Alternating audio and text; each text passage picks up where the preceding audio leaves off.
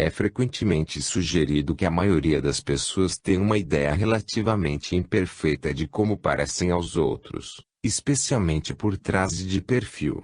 Assim sendo, como podemos propor que uma concepção latente que um agente tem de si mesmo possa modificar uma região do espaço de que pessoas adequadamente dotadas possam ver um fantasma realista dele? Este argumento tem algum peso, mas não muito. A ideia que, em média, uma pessoa faz de sua aparência tão diferente de seu aspecto real que um percipiente notaria a diferença. Talvez as ideias das pessoas sobre sua aparência não sejam muito condicionadas pela sua imagem no espelho, como seria de se supor.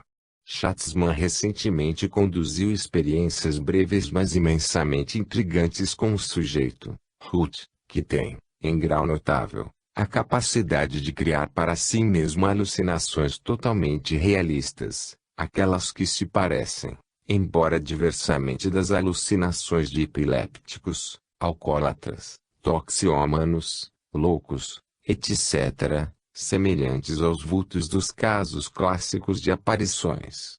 Suas alucinações são tão reais que, quando ela mandou que uma se interpusesse entre seus olhos e uma fonte de luz intermitente, a resposta elétrica do seu cérebro à luz cessou. Ruth pode, com igual facilidade, criar alucinações de si mesma ou de outras pessoas, e as alucinações não são só visuais, mas auditivas, táteis e olfativas. Os vultos falam, e ela pode tocar e sentir seu odor.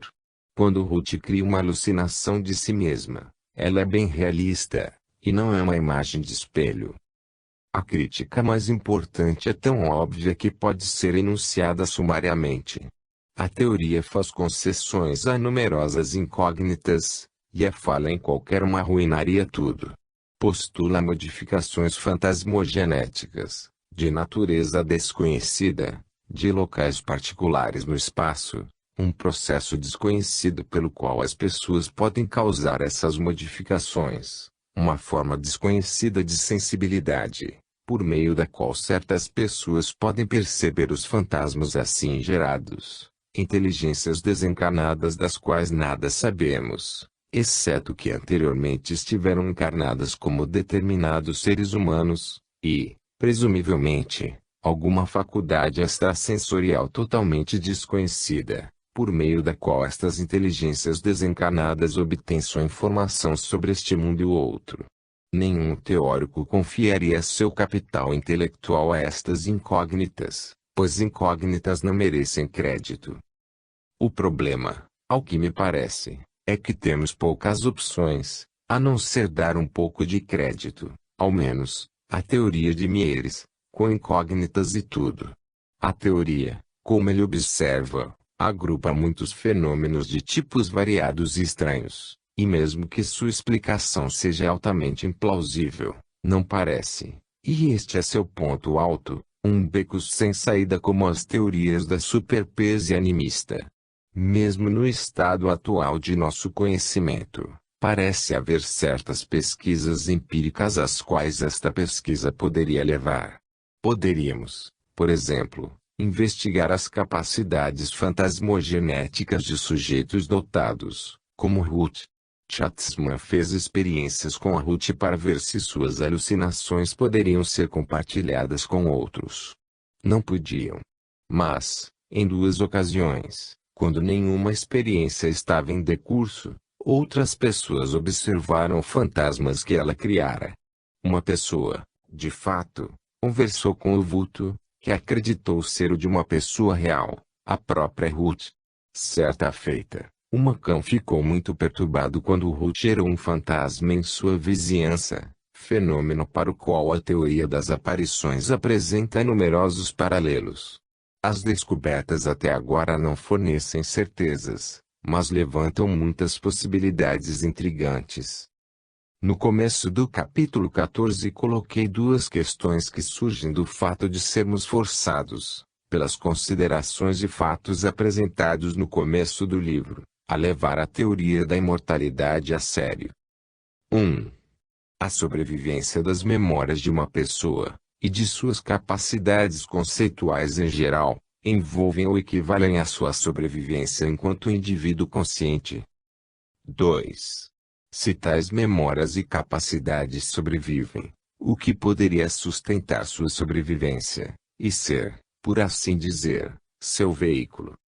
Foi devido em parte à busca de respostas a estas perguntas que me envolvi na discussão das EFICs e das aparições. Ao fim da discussão, encontrei-me, a despeito de suas numerosas obscuridades, levando a sério a teoria do centro fantasmogenético de Myers sobre as aparições. Essa teoria, se verdadeira, ou, em grau provavelmente menor, uma aproximação da verdade, tem qualquer influência nestas duas perguntas?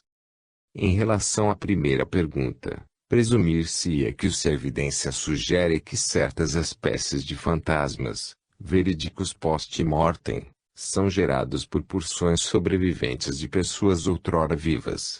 O que sobrevive e os gera deve ter as mesmas memórias e capacidades conceituais das pessoas vivas que parecem gerar fantasmas de si mesmas. Pois, por hipótese, os fantasmas são, em certo sentido, exteriorizações de concepções latentes nas mentes dos projetores. Sem dúvida, colocar-se uma ressalva a esta opinião. Mas há muitas dificuldades. Como Myers observa, parece haver casos de projeção por parte de projetores vivos, onde o projetor não tem consciência do que está fazendo, onde a projeção é automática em função de algum nível inconsciente da personalidade. Poderia algo sobreviver que não fosse consciente, menos que uma personalidade, um mero vestígio, ou traço, que no entanto originaria projeções automáticas. Uma resposta a esta dificuldade poderia fazer uma distinção entre fantasmas que parecem inteligentes, respondendo às pessoas vivas, e os que são meros zumbis, ou autômatos. Os primeiros só poderiam ser gerados por projetores conscientes inteligentes. Mas o debate sobre estes tópicos poderia continuar até o infinito, pois, no momento, nada sabemos do processos pelo qual centros fantasmogenéticos são criados por projetores vivos, das relações entre este processo e o mundo físico, e a dependência do processo sobre certas funções do cérebro. Estamos ainda mais no escuro do que quando começamos a especular sobre o que pode estar envolvido na criação de tais centros por projetores mortos. Quanto à segunda questão, concernente ao suposto veículo das memórias e capacidades sobreviventes, a teoria de Myers, tanto quanto posso ver, não tem implicações específicas, mas adotá-la poderia levar um raciocínio assim. Se, como parece ser o caso, algumas pessoas podem, mesmo enquanto vivas, por vezes, criar centros fantasmagóricos a distâncias consideráveis de seus corpos e sistemas nervosos, podem elas mesmas perceber fantasmas emanados desses centros. Quando esses centros são criados por elas ou por outros, podem exercitar outras formas de peso dirigidas sobre pessoas ou eventos distantes, podem quiçá influenciar eventos físicos à sua volta sem ação corpórea. Então, a relação entre a percepção, a mente criativa e o mundo físico deve ser totalmente diferente, e muito mais complicada que qualquer outra coisa que imaginemos agora. Enfatizo o termo criativo, pois isso poderia parecer que, de nossa maneira insignificante, poderíamos estar alterando o universo, ou melhor, o nosso cantinho particular nele, por meios ainda totalmente além de nossa compreensão. Será que a capacidade de um controle de eclipsar um médium seja outra faceta desse poder? Quão distante de nossa atual compreensão deve estar a relação entre qualquer porção da personalidade que sobrevive à morte e ao mundo físico, conhecido e desconhecido? Estas manifestações da presente e provável futura ignorância, em face de problemas imensamente difíceis, não agrada a ninguém. Muitos religiosos de um tipo ou outro podem ter respostas a estes problemas, e podem centralizar as suas vidas no pensamento em torno destas respostas simples, ou aparentemente simples. Tais pessoas podem pensar que aqueles que não são convencidos por suas respostas simples, ou que não as achem simples, são meramente obstinados e pervertidos. Por outro lado, aqueles espíritos fortes que quase fazem da ciência ou do conhecimento específico que temos atualmente quase uma religião, e que se orgulham de seu ceticismo erudito, ficarão ainda menos contentes com minha manifestação de ignorância, pois, enquanto é apropriado e mesmo louvável que um cientista por vezes admita a ignorância ou perplexidade temporária, a ignorância que estou manifestando é do tipo errado. Estou manifestando o tipo de ignorância que implicitamente menospreza o estado atual de nosso conhecimento científico, com base no que muitos considerariam uns poucos fenômenos marginais. E, de fato, parece-me que, no momento, sabemos tanto deste assunto quanto os gregos sabiam da eletricidade, quando descobriram que, se esfregassem pedaços de âmbar na manga, podiam atrair palhas. 16. Observações finais. No que concerne a evidência da imortalidade, já devo ter dito repetidamente quase tudo o que tenho a dizer. Não posso descartar esta evidência em bloco como sendo totalmente o produto de fraude, mau registro, má observação, pensamento positivo ou pura coincidência. Não consigo achar razões decisivas para rejeitá-la. Argumentei separadamente em conexão com os fenômenos da mediunidade, com aparições e com certos casos de aparente reencarnação, que a hipótese da superpes não basta para explicar a quantidade de informação correta e apropriada que por vezes é fornecida nessas comunicações. Também apontei que alguns casos apresentam características que sugerem não só memórias sobreviventes, a esfera em que a explicação da superpes parece ser mais forte, mas também características de personalidade mais positivas, propósitos distintos, habilidades, capacidades, hábitos, modo de falar, esforços para se comunicar, anseios, pontos de vista. Os leitores precisam avaliar estes aspectos da charada por si mesmos. De minha parte, só posso dizer que me parece haver, em cada uma das áreas que considerei, uma amostra de casos que sugerem, com alguma força, alguma forma de mortalidade.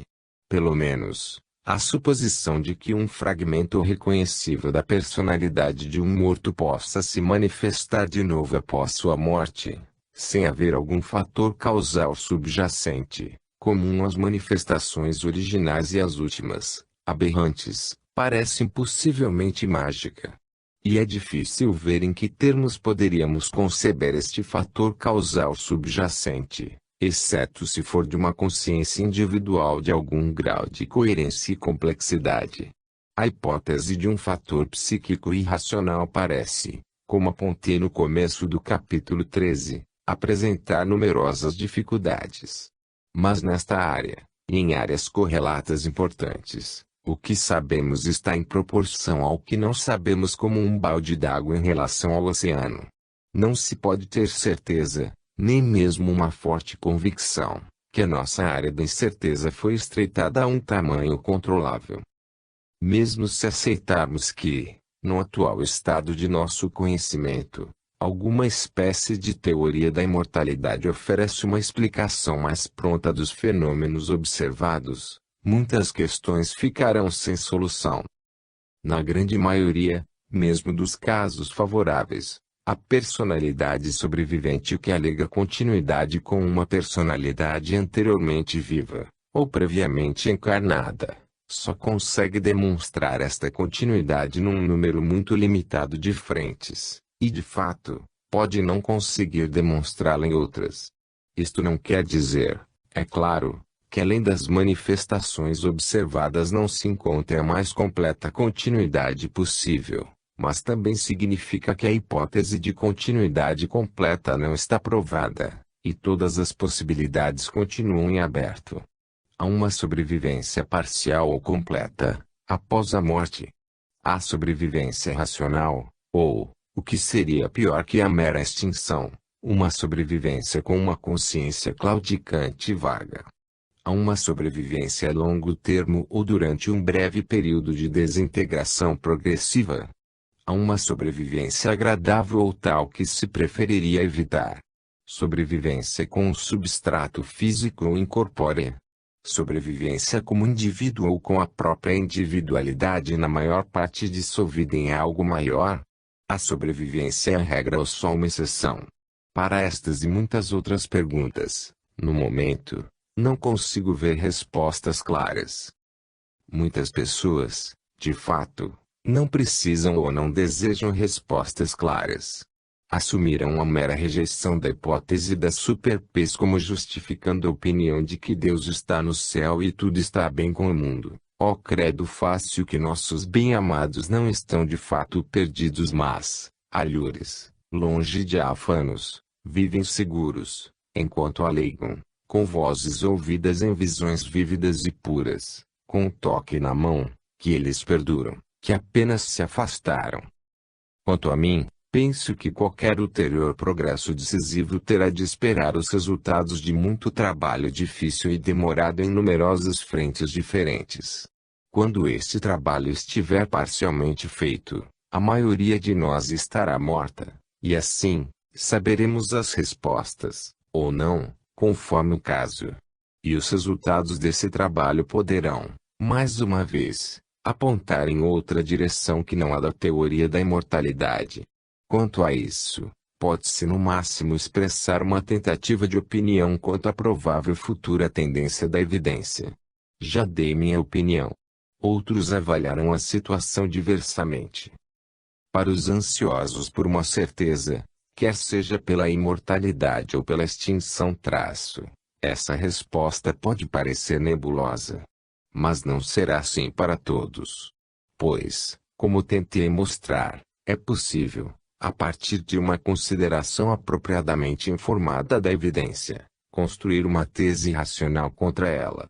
E uma tese racional, ou tendência para tal, construída sobre evidência, por mais difícil que seja de interpretar, deve ser preferível a qualquer quantidade de crença ou descrenças cegas.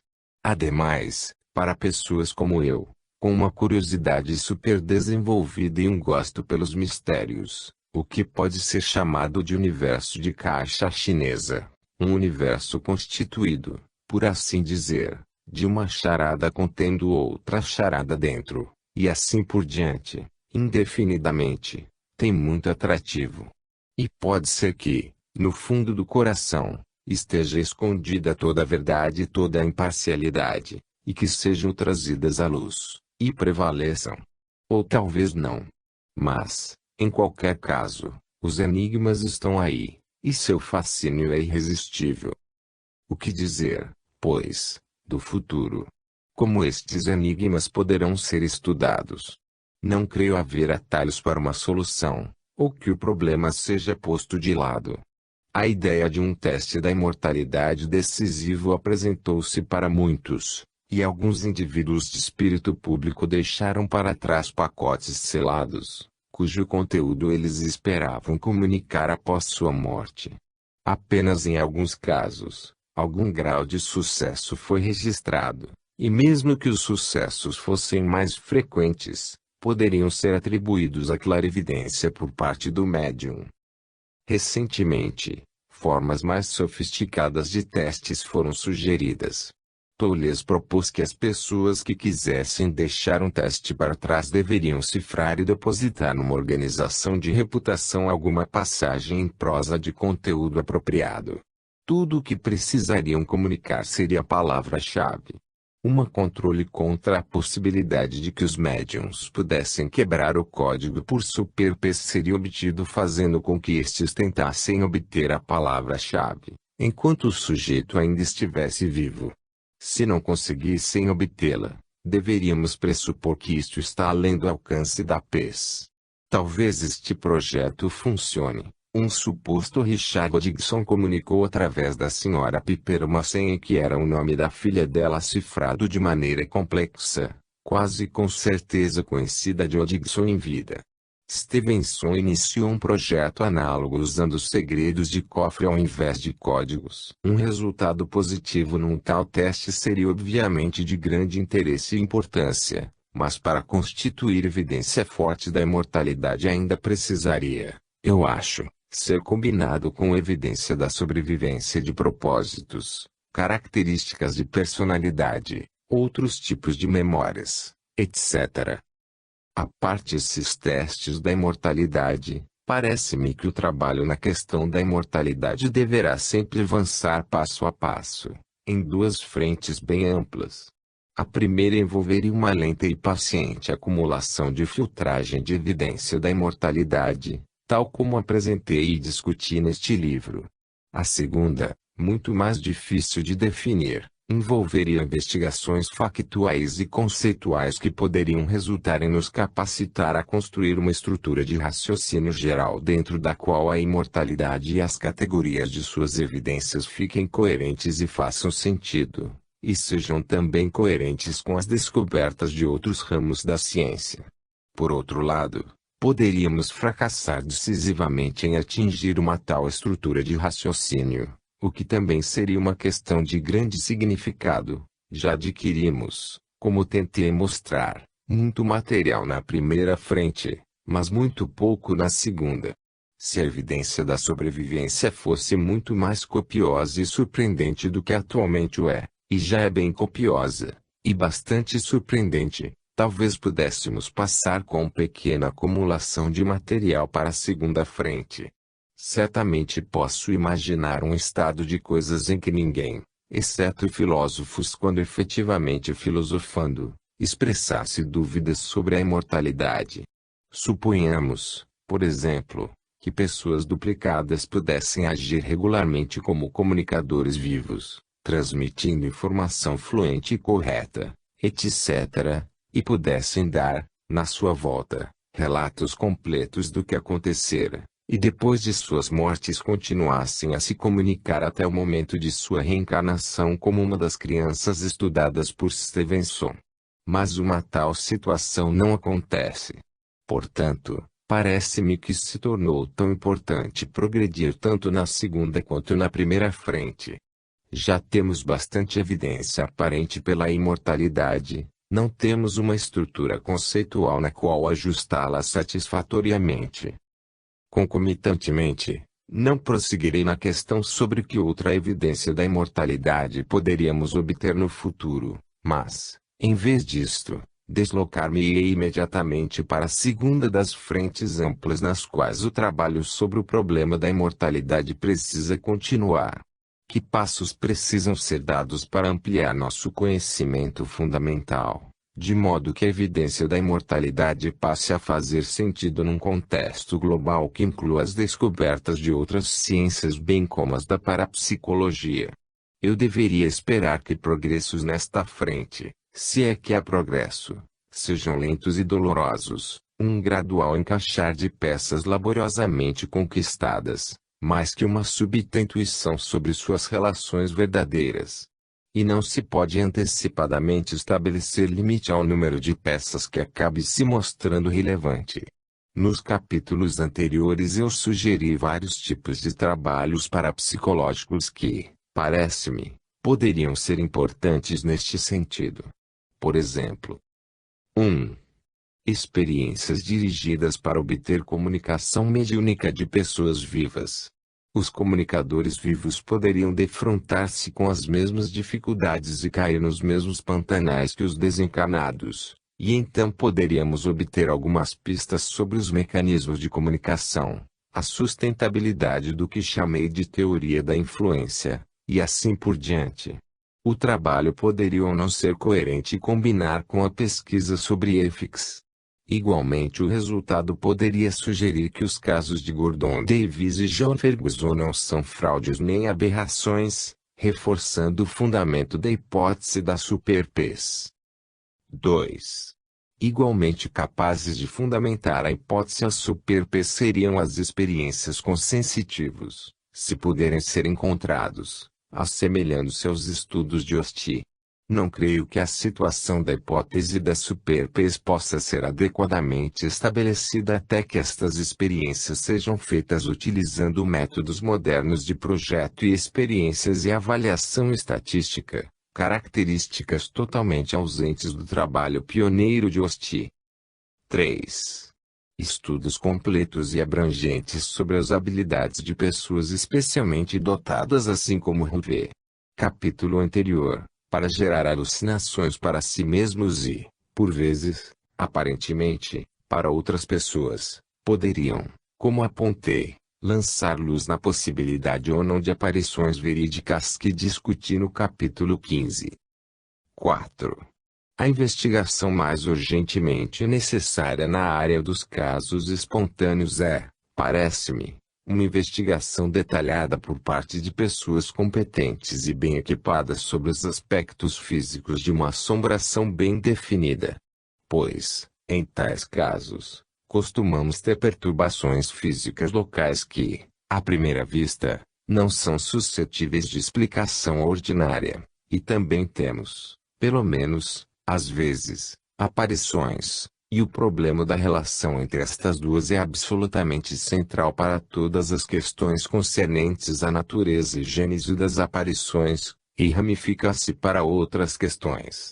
Ademais, em algumas assombrações, há certos sinais de uma inteligência, cuja natureza e origem ainda estão por ser elucidadas.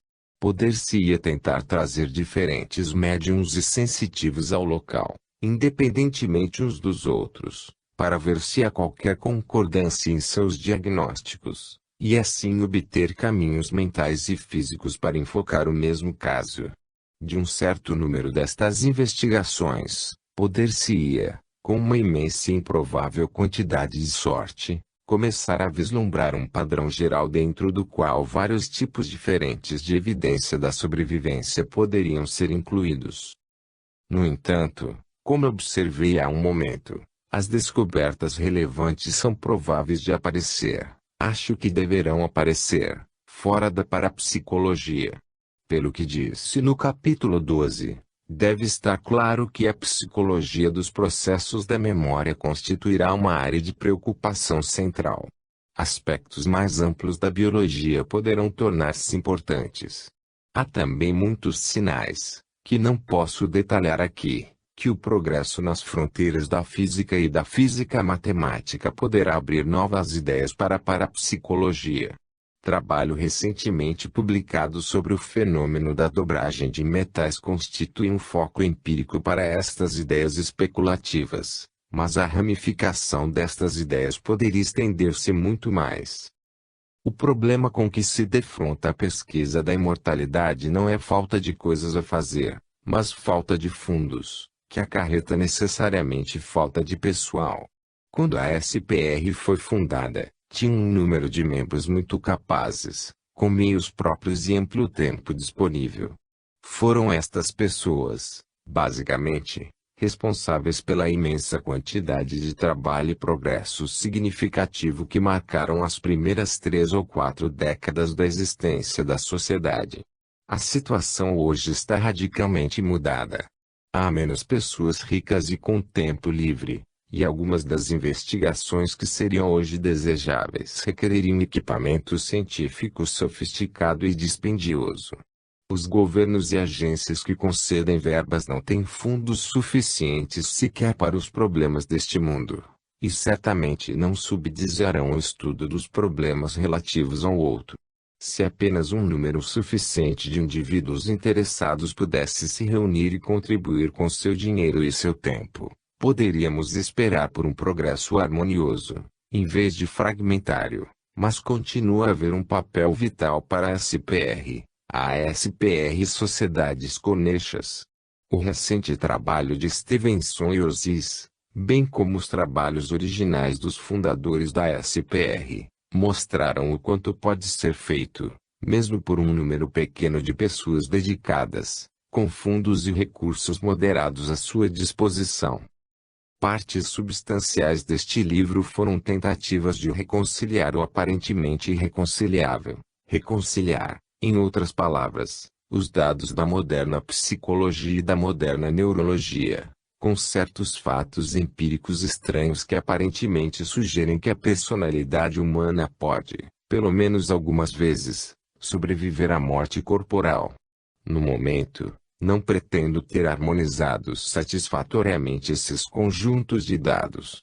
Cada vez que amarro, com meus dedos desajeitados, um par de pontas soltas, mais uma me escapa de novo.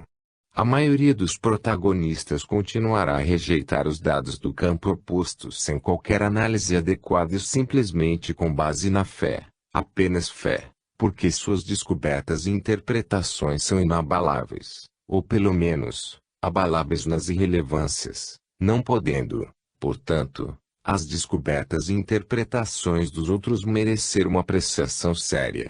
Digo que não são só os neurologistas que têm esta atitude para com evidência aparente da imortalidade.